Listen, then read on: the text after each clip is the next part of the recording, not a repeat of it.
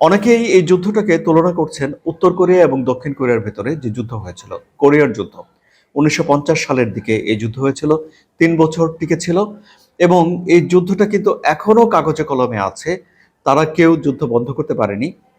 একটা সিজফায়ার হয়েছিল এবং তার ভেতর দিয়ে এখন তারা চলছে।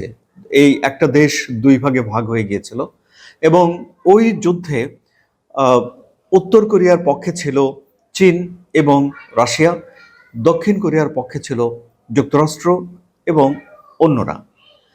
তখন রাশিয়া ছিল না, তখন ছিল সোভিয়েত ইউনিয়ন। আর এবারে যে যুদ্ধটা চলছে সেখানে এই রাশিয়ার পক্ষে চীন আছে, অর্থাৎ চীন রাশিয়া কাঁধে কাঁধ মিলিয়ে যুদ্ধ করছে না, কিন্তু রাশিয়ার অর্থনীতিকে টিকিয়ে রাখার জন্য চীন রাশিয়ার পাশে একটা খোলা আকাশ, মানে সীমানাহীন একটা পার্টনারশিপের ভেতরে তারা রয়েছে।